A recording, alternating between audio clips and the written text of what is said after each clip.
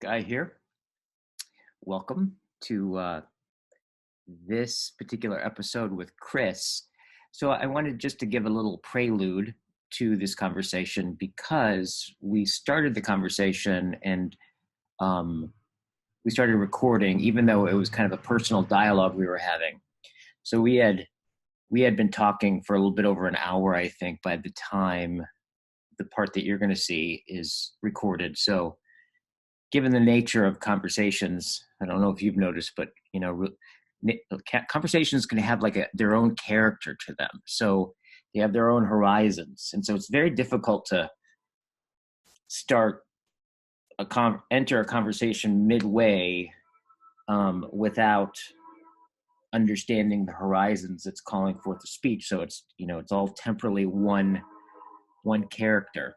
So I just wanted to give a little prelude to the conversation.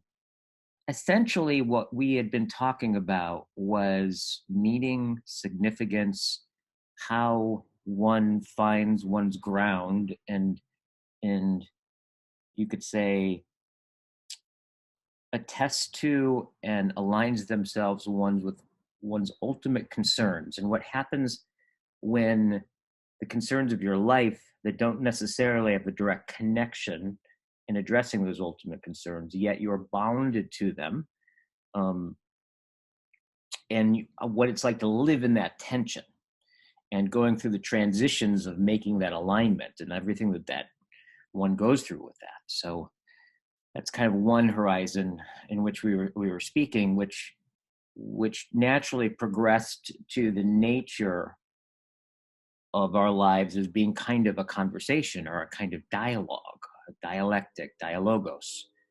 You can almost look at your life as it's unfolding as a continuing conversation.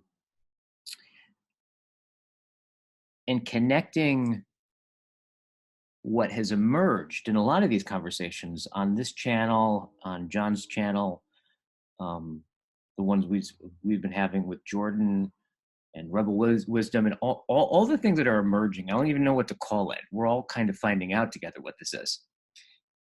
But one of the things that in the last couple of dialogoses with the four of us, I'll put links underneath to those conversations, is this notion of the world as being a thou. And one of the ways to respond to the meaning crisis, or as a way to address nihilism, is the restoration of the world as a thou, yet at the same time not personifying the world and making the world a person than thous. But what is it to experience the world as a kind of vulnerability, to meet it with all the ways that one greets a thou, the I that arouses with thou. What kind of I would we be if the world were thou? In what ways is it thou? So we continue on with that conversation through talking about dialogue and the conversations we've been having and the personal impact that those conversations have been having on us personally, and a little bit about what it is and where we see it heading. And so I just wanted to give some of the things that we were addressing leading up to this point that you begin to watch. Okay, I hope that fills you in. Enjoy. This is how we integrate the deeper structures of understanding into our lives, right? Is through conversation. It's kind of like, this is as simple as just like when somebody, if somebody has has some experience that goes outside of the box, right? Like something that is like a carnival ride or something, right? Where it's like, they get off and they're like, holy shit, I've never been flipped upside down. And they're moved to talk about it and and like, what are they doing when they're doing that? It's like, well, they have an experience that their normal conceptual frames can't conceive of. Right. They have an experience and there's this tension. So they're moved to talk, right? They're moved to dun, dun, dun, dun, dun, dun, dun, dun, dun. Well, it's interesting when you think about like that same process being both one, the experience that you would integrate, right? Where it's like where a conversation can erupt something, right? Such that you're like, oh my God, you'd want to talk about it, but it's the very thing that's doing the integrating at the same time. There's something Right. so the feedback loop is so, this is why I think that this is why I'm listening. One of the things I'm just kind of listening to in what we're doing is people's responses to it, right? Yeah, I And noticed that too. it's really experiential, like, and especially my understanding with YouTube. It's not like I necessarily read a lot of the comments and stuff like that, but like YouTube is not known for its warm comments, right? No, Like, it is not. Not at all. and people are kind of having an experience and feeling grateful, and like you can tell that they're writing out of a sense of like they're part of the conversation, right? Yes. And that all of that is just it's really we're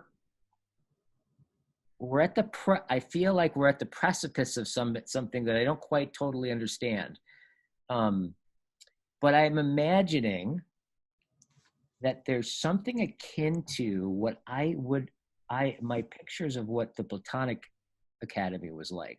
Yes. Right. Yes. But there's a way of distributing it, right, that actually some part of it holds through. One, because it's like, although the technology allows for the distribution of it, right? Mm-hmm. Distribution of it. Mm-hmm. You actually have to take time and listen to it, right? Yes. And experience it and be in the midst of it. And you have a way of responding to it and expressing that, which, by the way, I just went on Twitter. Oh, somebody was yelling out how come you don't have a Twitter account? Really? That's funny. Totally. I'm new on Twitter. I don't quite understand it. But I tried to eschew all social media just because of its abundant pathologies. Yeah. Totally. Maybe overcorrectively, but anyway, please go on. For example, out of the conversations, there's this whole conversation of these coders coming together going, a guy wanted to map out what we talked about, and he got halfway through and he's like, God, I can't fucking map all this stuff out, but there's got to be a way. Really? This whole other conversation of these coders coming together, and oh, that's cool. It's really cool. Talking, and I'm like, I don't know what they're talking about. And I was like, I asked him, I think I asked him, was it, God, is there a way that AI could actually kind of identify the different threads and put them in categories such that we could get done and we can actually have it in front of us, right? Can it do that? Right. I feel like maybe Jordan was talking about that with John one day. I think that's something maybe Jordan has been thinking about. That's I think within his wheelhouse. And linking the different conversations and watching a way of just measuring the themes that create a kind of metacognitive something. I don't know. And then to understand, right. Yep. So and what would be revealed to us if we were to see the right. If we were to see the topography of what was mapped by the discussions, because there's a way in which we can't be fully aware of it because it's just occurring. It's intelligibility, patterns of intelligibility that are occurring through us that we can't really map and organize. And so if it were to be organized, God, I just wonder, like, what would we learn as a consequence? And we bring that up, and then we take that into dialogue, right? Right. It's this, of all these different conversations, and we can it's just fascinating. Oh, wow. See, this is one of the things. One of the things that seems missing to me about, the pathology of it. Especially with Twitter, apparently because you can only use 42 words or something. Or exactly. Character limitation. And it's just turned into like it can just go, it's most of it's shit, right? Yeah, and it's designed to be pithy and insubstantial. Yeah. It's basically designed to reject like long form complexity. Totally. Yeah. And so therefore it just seems like what we're looking at is the first time the world has gotten to have one unified default network, just doing what, you know, everyone's default network does, which is like blame and status things and Yeah. if there's a way for somehow this can go lateral, and then something substantial, the most substantial thing gets to be grabbed hold, and then it goes lateral again and conversed, and you just keep going like that. Who the fuck knows what that is? Like, yeah, who knows? Like, yeah. Truly. Yeah. Wow. But I think though that people, and really bright people, are looking at a lot of this and going, this, like whatever that is, that Mm-hmm. they're recognizing something. Mm-hmm. And I'm just kind of going like, what are they? It reminds me a little bit of like circling, right? Like of like, what the hell is this? Like, what the hell's going on? And Yeah. for me, I really appreciate the thing you're talking about too, because having these conversations, you know, because I don't have any of the background of academia, right? So, and one of the things that John said in one of the conversations, he's like, you know, he's like, what, like he said, you and me and Jordan don't have the same burden as I have, right? Like there's a burden or demand, right? And he was talking about like having the arguments and those kinds of things, that there's like, and I really appreciated what he was saying. Like, it was like, you're right. I don't have the demands of specificity and all those kinds of things. So it seems to afford a lot more, it's a different set of constraints, right? Right. That's right. However, for me, having people to talk to like this, I've never really had at this level. In fact, a lot of the times this is like, you know, all of this grappling and all like reading the philosophy 8 hours a day or whatever the fuck I'm doing. Like, I've never had anyone really to talk to about it at this level. I've had some friends that like have met me a few times, and it's been like, it was always exhilarating, but they kind of had their own directions and things. So I learned it would source a lot of the stuff that was happening, and I would bring the understanding into what I was doing. But I mean, I learned pretty quickly that like, if I go too far into the grappling, people just don't know what I'm talking. How to follow you there. And of course, what ends up happening, I've just had people go like, you should stop reading all those books. Like, why are you just in your head? Like, and so it's been so fucking gratifying to have people that have read more than I have, and all like have all of the different, and to go into conversation with them and have this experience at this level, that kind of ecstatic, deep, evocative experience at this level is just, I'm watching it open things up for me and possibilities that I'm like, wow, this feels like this could be a whole new level of something. I don't know what yet. Yeah. I feel that too. I feel that for myself as well. Mm-hmm. And I think that it's interesting what you say about your, like, that simply because of your background, mm-hmm. you don't have the same, perhaps the stakes are a bit different, or that you don't have the same kinds, they're demands, but not the same kind of demands to formulate arguments as, for instance, John does. But see, the thing, I think that's an incredible gift as well. And it's a gift that you contribute into the conversations that is now, I think, is indispensable to them. Because I think that, honestly, because before you came into the conversation, Mm-hmm. I mean, I've seen John have discourses with people for years before they started happening and they like online like this. Mm-hmm. And they were always relative. I mean, some of them were wonderfully ecstatic and brilliant and upbuilding, but they were still always about the leveraging of arguments. And you're like the sort of the element of reflexivity, personal reflexivity, that you have brought now into the discourse. I think what you've done is you've characterized the argumentative process in a way that is precisely analogous to the Socratic or Platonic Academy. Because there's a reason that arguments or propositions in the Platonic dialogues are characterized. They are fleshed into perspectival vessels that are the characters. Yeah. And so they fold in that kind of perspectivization with the proposition. And that way, when you undermine or trade out a proposition, what you're doing is you're trading out an entire characterized perspective.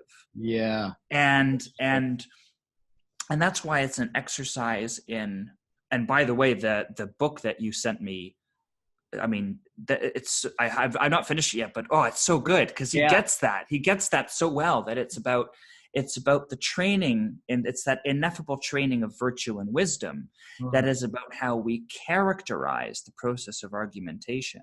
And I think the character part of that is something that has only been like that. You've brought that in, and that has changed things utterly, truly, because now it's like suddenly we're now thinking and knowing one another in dimensions that are now repossessing the dimensions of the arguments themselves. Right. And so it's like I don't know. It's like it's folding out the space of each proposition or argument and living within it. And we can only live within it if each one is somehow characterized. Right. Totally. And the character of the argument, I feel like, is something like when you introduced some of the circling techniques into these discourses.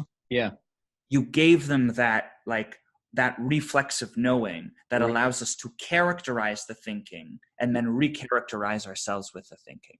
Interesting. So there's this and it's just so cool. And I could have never but I think not being like a classical academic has allowed you to do that.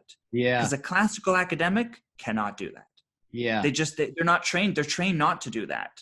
Because I feel like what we're doing under your like deft hand is something like a reverse of an ad hominem. Right? It's like it's ad hominem because it's related to the way that the person figures and disposes the argument, except it's not being used to, which is usually it's ad hominem is used to discredit and disconfirm arguments by disconfirming or disconforming the person.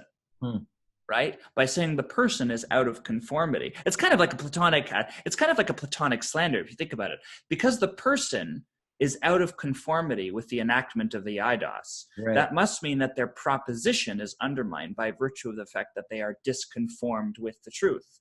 Thus, their proposition must also be disconformed with the truth. And I think that what you're doing is like taking the ad hominem, taking whatever instinct leads us to ad hominem, but giving it a valence of episteme, like turning it back into the service of knowing. It's like, yes, we're always tempted to characterize one another and to characterize thinking, not to render it dispassionate and calculative. Okay, so if we're always tempted to do that, but we're also always wary of the ad hominem because it's so often a refuge of scoundrels in the throes of argument, how can we take the the instinct to ad hominem and actually use it to repurpose conversation into a more embodied form of knowing. And I feel like that's what you've injected into the discourse. Huh. It's like it's like dignifying the ad hominem impulse and folding it back into philosophia. Oh, interesting. So I want to make sure I'm getting what you mean by the characterizing. So that would be something like, is that kind of like,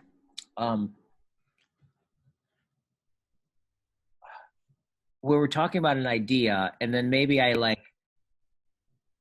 get it and I say, is this kind of what we were talking about over here? And then bringing another context into it and impregnating it into the sense, or then taking it and walking around with it and like taking it on and then enacting it in another understanding. Is that what you mean by characterizing? Yes, I think that's you noticing the character of something. Okay, yeah. And then continuing to take, like, the character is there. What you're doing is you're pronouncing the character of an idea and then allowing the character to articulate by giving the idea its peripatetic, like giving it its walk around. Right, so like walk around. That's it. Yes, because like one thing you often do is like we'll be talking and you'll saying, you just said, like, this is like me as though I were you. You'll say, so there's something about what you're saying, like what I felt when I was hearing you saying X. Yeah. Like what you're doing is like you're picking up a tonos within a particular proposition or particular idea that now, and you're calling our attention to it. But when our attention is called to it, we realize that there's a character to what is said, that there's a way in which it has its own feeling, it has its own constitution. There's a complexion to the idea. And then by taking that complexion to the idea, you're saying, okay, let's take that, like, let's not just take the idea for its propositional content. Let's take the idea for its complexion and what it seems to be referring to. It's the arch of its back, the movement of its own body. Right. And let's take it for a walk so that it can stretch out and then venture to wherever the idea naturally wants to venture. It's so like you're personifying the idea such that you're giving it agency to guide our thinking into a direction that otherwise, had we only been paying attention to the semantic content, we wouldn't have been able to notice. Wow. That's it. I didn't even know there was a word for that.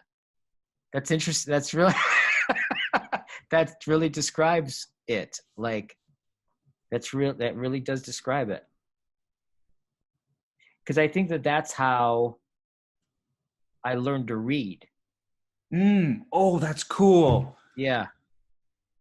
Please say more about that. Well, so if I were to read, if I had to actually read, you would just, my dyslexia and my reading comprehension hasn't, like, in a way that where you can test me and like I have to fill in the blank answers and stuff like that. True, actually, like multiple choice answers are a lot better. And I think that because I can kind of like feel which one's more correct. Right? Oh, right. Yes. Like I could just feel it, like somehow. But if you ask me, fill in the blank, like, who said this one, I can't remember anyone's names. So specificity, what it would take to know whether or not a proposition, what we're talking about, is akin to the proposition or not.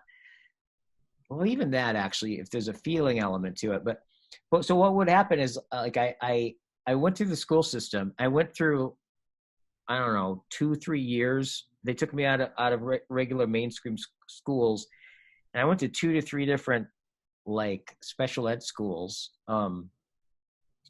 And by the time I was mainstream back into the 4th grade, I was still at like a 1st grade reading level. And then a woman named Miss Brutches just came into my school one day, and it turned out that she was my my Uncle Ted, who's way older than me. I think he's in his 70s, in the mid 70s now, but was his grade school teacher all the way through. Oh, wow. A couple years later. But she would just take me for a couple hours every day, and then she somehow taught me how to read without me knowing it. Like, I didn't know it. I didn't know I was learning how to read because it didn't dawn on me, because I don't know precisely what she did, but I have a feeling what she did is she was able to observe just how I orient, and she somehow took that orientation and then got me to read like that.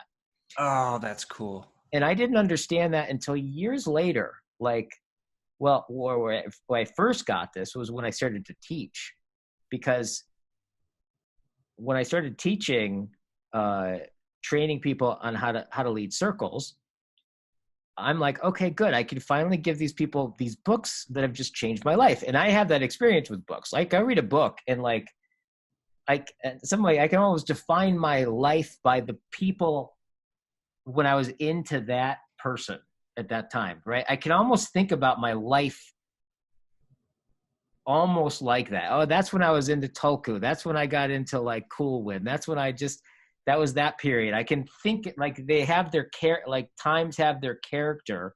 Yes. Yes. Kind of who I was reading. It was really interesting. Yes. So yes. I can read a book and it just changes the way I see and understand things and talk and everything.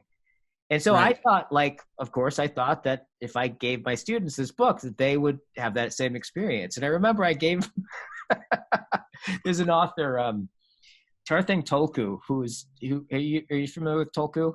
No. So he's a Tibetan Lama. He started Dharma Publishing, and he just one day, he just came up with this notion of going on this very Socratic inquiry into the nature of time, space, and knowledge. Very Western style thing. And he created this whole body of work. I don't know how he had time to do any of this shit, but it's called the Time, Space, Knowledge Vision. He wrote all these books, and these books are basically taking all of the presumptions of time, space, and knowledge, and then taking its logic out and then questioning it and watching it all fall apart and then seeing what emerges. And then he would have you go into like, he would, at the end of every chapter, he'd have experiential exercises on how to practice what you just read. So it was this, and reading that was also at the same time that I started reading Heidegger, and they were very wedded in ways that I didn't quite understand. Yeah, they must be. Oh, wow. And so, and that's when that's how I was reading all that while I was learning how to circle. And it was the same movements, right?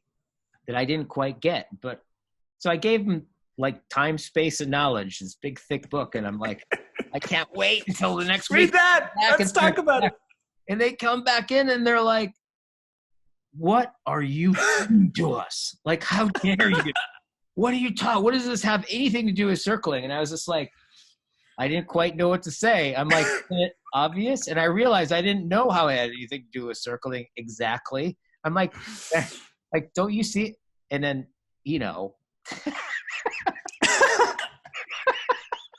it took me a while.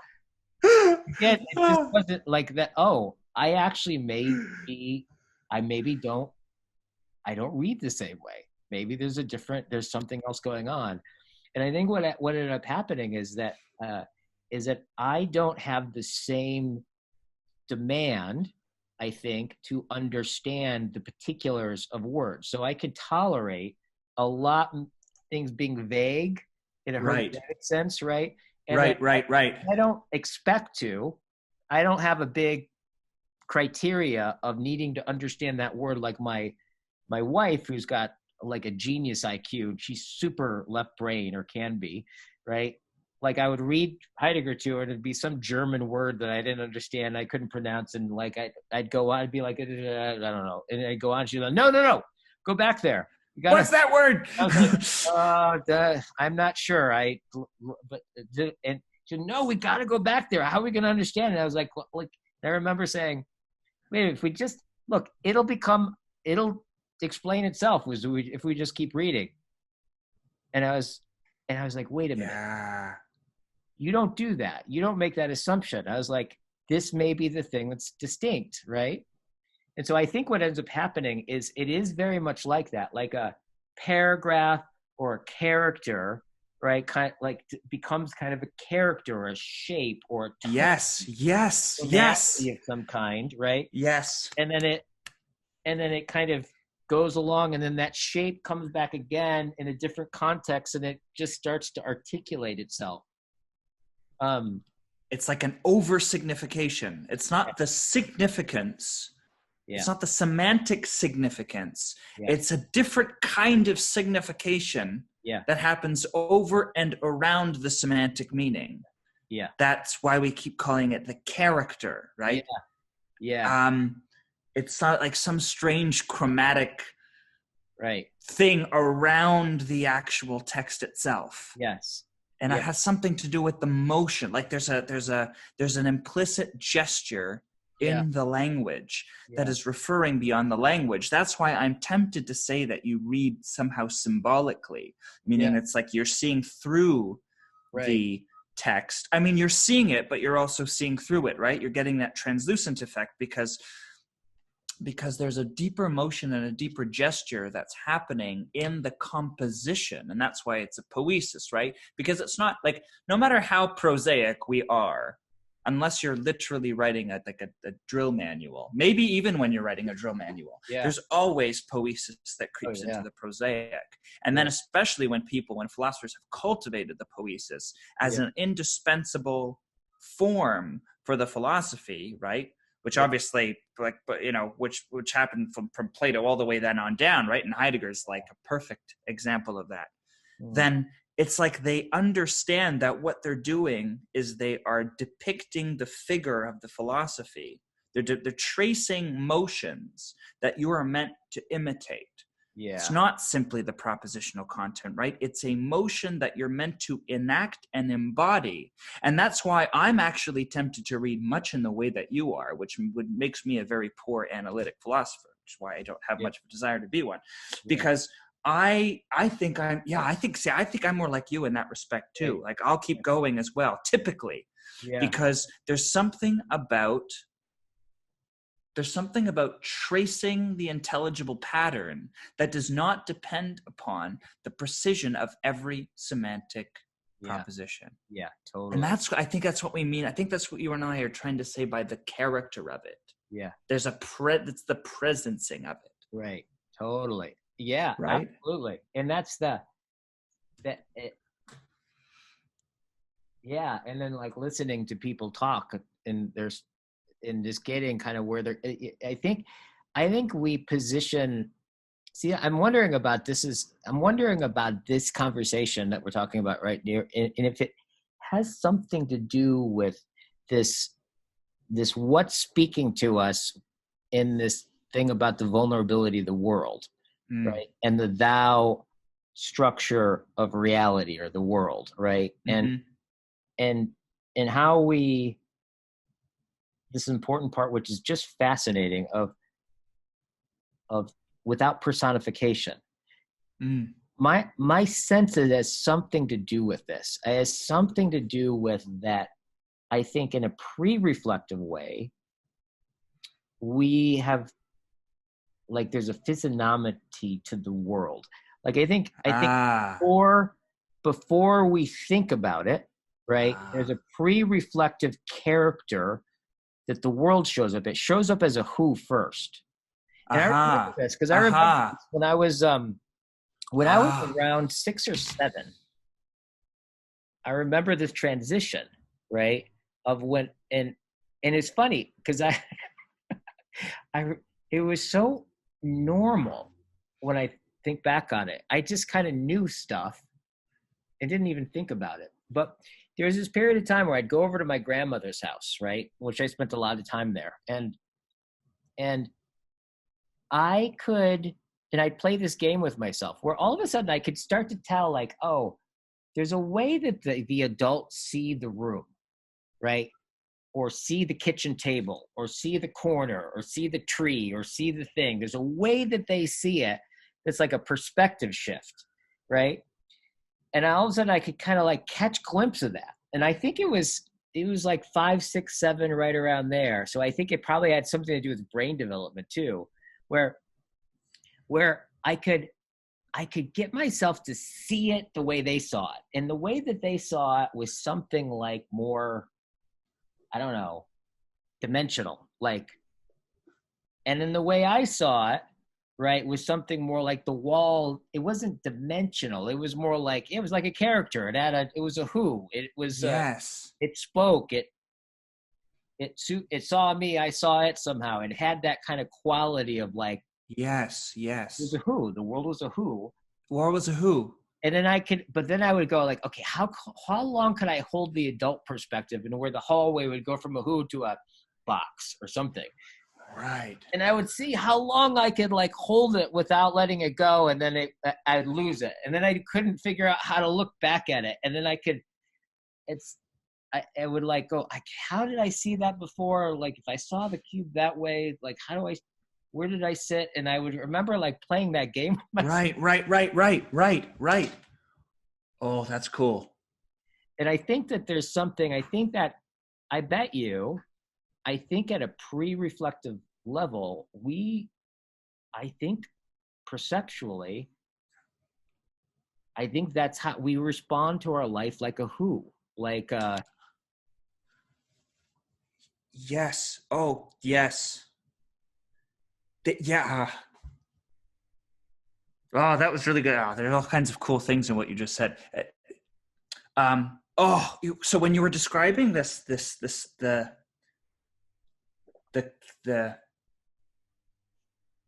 who-ness of the world in the way that it first presents, I can't help but think of the firstness, right? What Charles Peirce talks about as firstness, which is like, I'm not even sure I fully understand what he means by it, but I think what he meant by it is like a kind of, it's that indistinct presence of phenomena, the indistinct presence of reality that creeps up on us. I've heard it described sort of analogously to the state of awareness you have between sleep and wake when you're in that sort of liminal space, and all you experience is just indistinct sense of presence. And the world often, to me in that state, the world often seems impressive as a who. Because it's also, we're not in a subject object state of mind at that point, right? We haven't yet been contradistinctive. We haven't been what's the verb for to distinct? Contradistinguished. No, well, I guess so.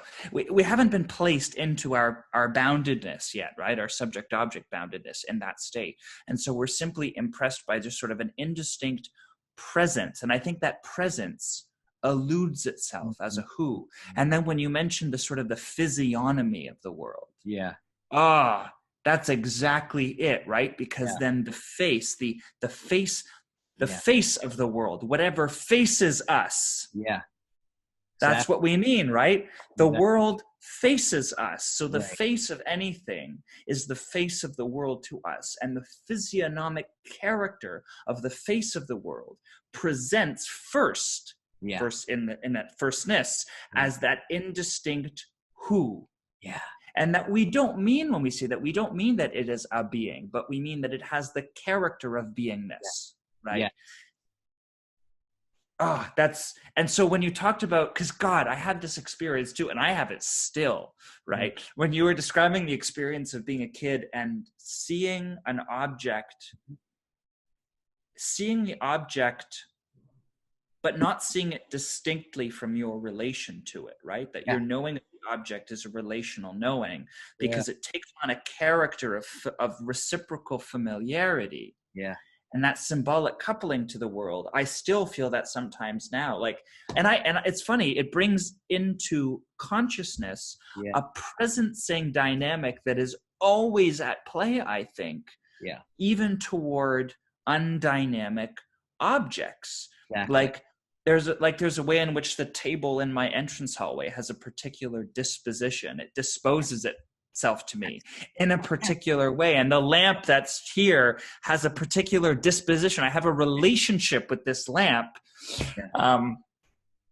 that is distinct from my relationship with anything else. Like there's a constant characterization of the world Right. that is, and our relationship to our surroundings is dependent upon its characterization, because its characterization disposes its meaningfulness and its value, and as John would say, its relevance to us. So the way in which the relevant relationship to the world depends upon its characterization. Yeah. And the characterization, its character, isn't to make a category mistake and call it a being, but it hearkens to and refers somehow to the firstness of its indistinct presence, that is the presence of being as such. Right. That the presence of being as such has presence in any one of the instances of being that faces us and that we face. And it seems to me that the primordiality of it, right? Why, when you don't have the right relationship to the conceptual knowing, right, the propositional knowing, and it doesn't loop back down into the characterology that it emerges from, right? The relation, that sense. I know it's really hard to get at that sense with words. Yeah, I know what you mean. I like a lot of times what I'll just find myself doing this while I'll be just sitting on the couch and I'll just be looking at stuff. And there is a quality like where it just says something. I don't know. It's looking back at you. I know, yeah, it's looking back at me, and you're right. It's got a tonality, and there's a character disposition to it, and it's nothing I'm coming up with. I'm just right. It's before I come up with and everything. It's the initial, I think, unarticulated familiarity, right? That upon which everything else arises from and kind of comes back to. Right. And one of the things about it is I was thinking about this. This is really interesting when you think about it, because it does have a particularity around it, right? It's like it's the particular lampshade at the particular time of day. It's just like a character, right? What makes it a character is it's like they say of the face phenomenologically, the face is probably the most like saturated experience of looking at anything that you have, because there's nothing about what the face emanates overflows from anything you can deduce by it. Right. And that we register faces, right? In familiarity, that doesn't make a whole lot of sense compared to the actual structures. It's not a whole lot of difference, right? Right. And at levels, at like little microscopic levels of variation that we can't consciously point to. Yeah. Totally. So there is a quality of familiarity and recognition that's like so pre-reflective, right? Yet it's our home, right? Yeah. It's like, it's one of the things that you just look around, it's like there's a sense of normalcy. There's the feeling of normalcy, right? Familiarity, because that curtain is spoken to you 1,000 times. I don't know. You look at it and it presents itself in such a way. But then if you look at it like, okay, so what is something like what is being not taking that into account? How does that live out? Like, and I think that lives out with shopping malls, like strip housing complexes, right? These things that like basically take the stripped down version of whatever's normal, the IKEA thing, right? Yep. And like it optimizes it, reduces it down, and then just even optimize its variances between each other and builds it all at once. That like I feel at that place of familiarity, I feel a nullity and a vacuity and a nausea that it literally is offensive. Like it, like I feel, and what's so offensive about it is that there's like no one to blame. It's like it's an assault on. It's all around you, and it's just absolutely, I hate it. And it's nauseating and it feels like, ugh, why is but what's weird is like what seems to be part of it is that no one's walking around going, this is awful. That's part of it. So I think that there's something about what I'm calling like, well, why is it that this thing about the vulnerability of the world and the thou structure of the world, like that's the thing that people have commented on in videos, and it's drawing a lot of thinking, and it really is lighting up for us too. And I'm just going, well, what the hell is it pointing to? Right? It's really pointing to something that I think is not totally thought through. And so I was in a text exchange with John about this, but like going, okay, well, you know, because it is really interesting to think about the thou without personification, right? And then thinking about Corbin and the imaginal, right? Well, actually, that text that I sent you, that was the same lines. And this notion of ontological flesh that Ponte started to flesh out, right? And then he died before he kind of completed it, which is really interesting, you know. But I'm just wondering about this kind of, if what we're talking about is touching into the restoration or the articulation of what we're trying to get at. All of this. I think so. Oh, I think it is. It's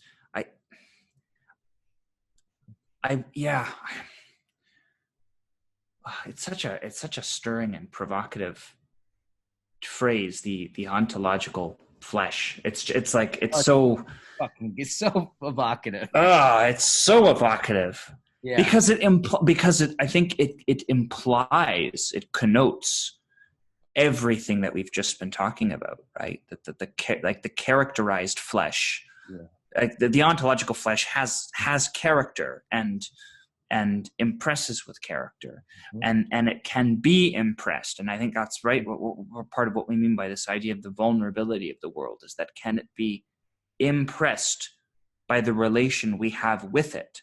Right. And I think the answer in some ways has to be yes, because it seems already to be true. We seem to presuppose its truth by the way that we, by the character of the relationships we have with our environment. Like, I don't think something like home, having a home, would be possible. If it weren't already true and already possible that the world was vulnerable. Right. I think that in some way the significance of home. The significance of home, I think, propositionally, I'm not 100% even sure why or what I mean, but I have this inkling that the existence of home has everything to do with the cultivation and perhaps the filial eroticization of the ontological flesh, right? That home is home in some ways is the progeny of consummating relation with the ontological flesh. And that doesn't mean having a house, right? Although obviously a house can instrumentalize the idea of home and symbolize it. But of course I mean home in the sense that you meant before when you were talking about how when you're off in Europe somewhere, your sense of identification here continues with you. Exactly. Right? Exactly. In the way that a relationship with someone continues with you even when you're not with them physically. So I think that the idea of home is a kind of ontological consummation with the world, and the presence that emerges from that consummation is something like the presence of belonging to and with the world. And the thing I struggle with is I understand the significance of the project of depersonalizing Mm-hmm. or depersonifying. Yeah. But I wonder sometimes Mm-hmm. if it's phenomenologically possible to depersonalize. Yeah. I wonder if it's, if not like phenomenologically possible within the constraints of our grammar. Yeah. To sufficiently depersonalize or depersonify that presence. Yeah. Because I wonder if it's just, I wonder if it's of necessity. I wonder if the personification of the world is of some kind of, is a necessity of our species. Yeah. I wonder if it's a necessity of our ontological and phenomenological grammar that we have evolved with. I wonder if we can get outside of it. And I also wonder if it's necessary to get outside of it, because I think now, creating idolatrous tyranny from the personification is obviously something that's a problem we're aware of and that we don't want to re-perpetuate or re-inseminate. And I get that. And I know that's John's preoccupation as well, is to not succumb, is to not take the project of thouing the world and devolve it into the literalism of beingness in actuality. I get that, but I'm not convinced. I'm not convinced that it's possible or necessary to completely depersonify the world. Right. Because I wonder how much the constraints of our grammar, like our primordial grammar, not like our linguistic, our primordial archetypal grammar. I guess this is where the Jung comes out in me too. Like, I wonder if we have this archetypal grammar that depends upon the personification of perennial cognitive structures that give edifice to our meaning relationship with the world. I wonder if it's possible to divest ourselves from that archetypal grammar of personifying the thou of the world. I don't know. That's what I've struggled with. Yeah. The thing I'm wondering about, it just kind of dawned on me. I'm wondering if the sense of the danger that comes, that has us resist, right? Putting a person or a being that's personified, if actually the way that we think about it now is actually not, because I was just thinking about it, like, how do I know you're a person? What does that mean? Like, right? It's like you don't, I think precisely what makes you a person and not someone else is precisely in the sense that I cannot deduce you to something determinate that will just be unless I get in the way of it. There's a sense in which the person, you're not an entity. Well, I guess you're an entity. Right? It's like you're not you don't have a nature like a tree has a nature, or you don't have an essence like a tree has the essence. I mean, this is what Aristotle, I think, got at, right? Is that we call natural being is it realize, as long as nothing gets in its way, it realizes its telos. We're not like that at all. We do have a nature. There is a nature to us, but part of that nature is in our impressionability and in our vulnerability that also allows for our expansibility and our power. It's precisely that we don't just unfold, right? We commune. Yes. And in the nature of so being a person it's not like you're a thing that is somehow final. In fact, you're a person precisely because there isn't something total final to you other than your death, right? Which kind of defines your mortality. So it's interesting to think about, and that's a property the world seems to share too. Yeah. Right. And there's that kind of sense of it's not an individual, right? It's like the older notion of to be a person, right? I believe is when I think about an individual, the notion of an individual versus the notion of a person. Individual Okay. is to be a person. Yes. Like the individual, I get this sense of just I see a bunch of in division, right? I see a bunch of little categories, right, that are individual units. Yes. Right. But a person is One not big individual. category, the Yes. uber individual behind that. Then you get into all those dangers. However, to be a person seems to have more of a sense of like the person is it seems like the sight of the other, the sight for the possibility of the other, and the possibility of its future communion. It's like inherently I'm an opening for the other in which I come to be and can carry that further. So if we kind of look at it like this, is like the world, right?